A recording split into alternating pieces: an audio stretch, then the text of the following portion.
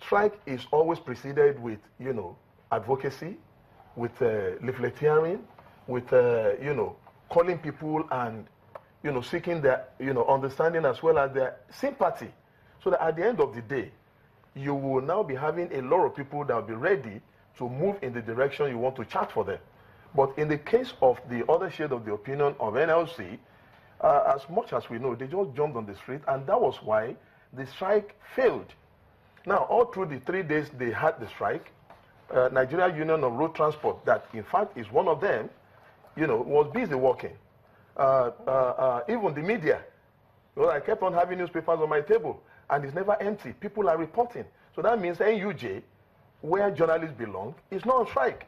Nigerian Railway wasn't on strike, and many other, even hospitals, they were not on strike. So this is the bane of the matter. Comrade Aremu, so from what has been said in the studio, government did not get the buy-in of labor. It did not get the buy-in of the people. And then labor didn't get the buy-in of the people, and that is why its strike seems to have not had the desired effect. Well, first let me make a brief comment on the submission of my very great Mr. Ezekiel, who's leading the Young People's Party. I think maybe you should allow the young people to really lead the party so that we can have fresh views. Because it's not just his age, but the age of his ideas. I mean, I'm completely surprised. His poor knowledge of how the labor movement works. Nigeria Labour Congress organizes workers who belong to the different trades. And I've told you before, there are about 43 industrial unions affiliated to Nigeria Labour Congress. And unions are made up of members who pay union dues. We have responsibility to defend them. But we're not just working people, we're also citizens. So if there are policy issues that affect our working conditions, and as well as living conditions, NSA has the right to fight over those issues. And it's not just now, even the struggle for independence. Nigeria Labour Congress was one of those one of the organizations that fought for independence for this country. The great struggle of Michael Imodu, great leaders, the founding fathers of Nigeria Labour Movement, Wabi Goodluck and co. I mean, they are all acknowledged, and this is not the first time. And I think it's also worldwide. Labour has been part of the progressive movement. Now, for my very good friend, my comrade, Sesson, I think if I didn't know him before, I would have mistaken him for somebody from Ministry of Labour who's busy, agonizing and celebrating failure of a strike. I don't think that's in our best interest, But on a more serious note, those that know how the economy works, how the nation works, knows very well that this strike, regardless of its limitation and protest, this strike has made some impact, on governance. And that's why you see a lot of activism. The federal government is making an appeal. The Senate president, we had the whole session with Senate committee. The Senate president was there, the speaker was there, and just yesterday, the whole delegation of the ruling party, led by Asiwaju Tinubu, came to NLC Secretariat, to see how we can, relook at the impact of the strike. I mean, it's just that we are not a working country. If it's a country in which you talk about productivity, 1 hour strikes must make an impact, not talk of 1, 2, 3 day strike, even in the sector as the case may be. Now, but on a more serious note, I think, as I said, let's be focused. Whether strike protests, those are just the reactions. Those are the means for us to address the policy issue. And I think our discussion should be, is this price payable? How will this price, improve on the living conditions of all Nigerians? Will this price guarantee regular supply of product availability? It's just the same thing we had in the electricity tariff. You increase the electricity tariff, yet no power supply. And then we have now seen that generation is still very poor, distribution is poor. I think those are the issues we are raising. And we say, let's create forum for us to discuss all those issues holistically. For the minimum wage, it's already a statutory issue, even without the price increase of petroleum product. We have been making demand on that one. Of course, it's very handy now that we discuss them together. But the point I'm raising here is that what should be worrisome to all of us, let me put it this way, before even the NLC strike, don't forget there have been pockets of protest over the living condition in this country. There was the times of top government officials who were booing Kano. People said the hardship was too much. Some legislators' houses were touched by a host of protesters. So what Labour has done is to organize the grievances of Nigeria in an organized forum. We've done our part and we keep on doing it. The bottom line is for the government to look at what the issues are. And I'm really energized that all arms of government have seen the need that we need to resume back our discussions to look at the whole issue holistically.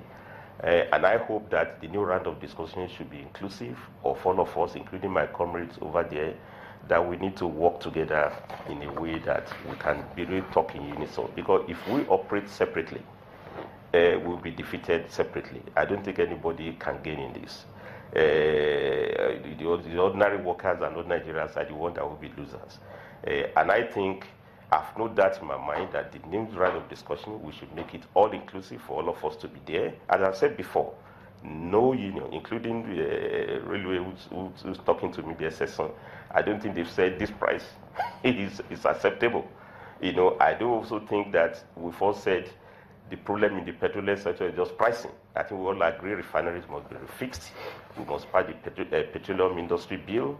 We should also look at general issue of governance, which of course Ezekiel is also talking about. I mean, we have been in the forefront of this struggle against corruption. For good governance, we need to fix the roads. We need to fix the railway, as I've said so before. I mean, railway is one critical sector in which you cannot just employ people, but it can serve as alternative, absorptive shock against, fuel price increases. I could recall in the 70s, even when we had the also policy of deregulation, but most people didn't even know what it took to go by road, because we are railway services whose prices are stable and sustainable over the long time. For me, those are the holistic issues that should have been put on the table.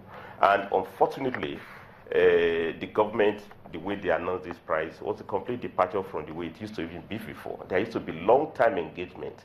And I think that Sesson should know better that the problem is not just impatient on the part of Labour. Mr. Aremo. Impatience on the part of government that announces this policy. I thought we should have more. Comrade Aremo, if we can just call a meeting, and then when you got there, you ran some templates, and then you also played there and you said, people should give their reaction until the unions that were there, including Pengasson. We understand that you are... NLC said, no, we have to report back to our constituency. We understand that you have a lot So what I'm saying in summary, Aneto, let me wrap up, is that... It's a follow-up, so that you can wrap up together. So that you can wrap it all up together. Yeah. The question that a lot of people are asking on our Twitter handles is, how is it that, and Architect Etuk mentioned it a bit, how is it that you did not, NLC did not visibly, and please mark the word visibly, protest when they were buying fuel at 200 naira, in some places 500 naira, for over 2 months. Queuing for 10 whole hours. days without getting fuel. This went on for over 2 months. The question is, how is it that NLC did not protest, did not strike? But now that the federal government has increased the price, as tough as it might seem, there's fuel everywhere, and NLC decides that this is the time to strike. Is NLC considerate of the state of the economy? I think, no, I need to... Nelta. You are in the media and you have the responsibility to inform properly. Now, we had official price, which until that time, until this latest increase, was 86.50 kobo. Now, why can that be the responsibility of Labour to enforce? We are people we elected. We are people in governance. It was the Minister of Petroleum Resources, the DPR and NPC who must enforce the prices. I mean, there's no substitute to governance in this country. Even in private sector, I'm from private sector, you have price of Coca-Cola, it's the same thing everywhere. Somebody has to do governance and enforce it in the market. When we talk of public good product like petroleum resources, and I think the Minister of Petroleum Resources at that time, Mr. Dr. Ibe Kachiku, was doing a very good job. He was going everywhere to do enforcement, the seal up of filling stations. Those are the things they should do. You don't need labor to do the job of governance. I think you've already told labor to a dustbin in which something happens in young people's party. It has to be labor that we go and fix it for them. I don't think that's the issue. I think we should focus discussion to say those who have responsibility to govern, regulatory agencies should do their job.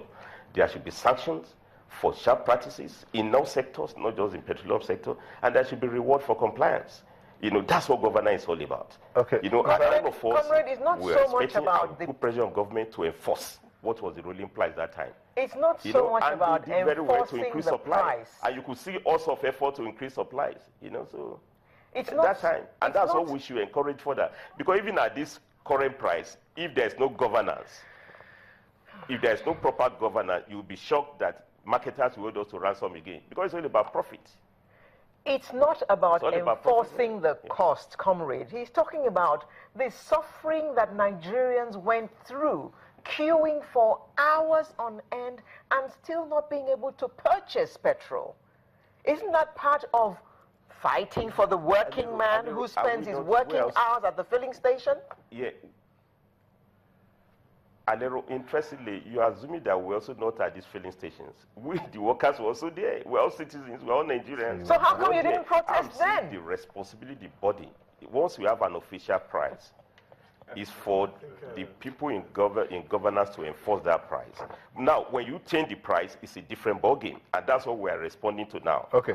To say no, you must make sure you don't increase price. With that proper consultation with all the stakeholders. I mean, those are the issues that we are discussing now. Okay. But now, when you now say the labor should take the responsibility of police, of the DPR, for them to enforce the rules, I think you are carrying the thing too far. Okay, come down. Of those people we've elected, appointed, we'll come back. That there's proper governance. We do understand. The understanding out there is that labor is a pressure group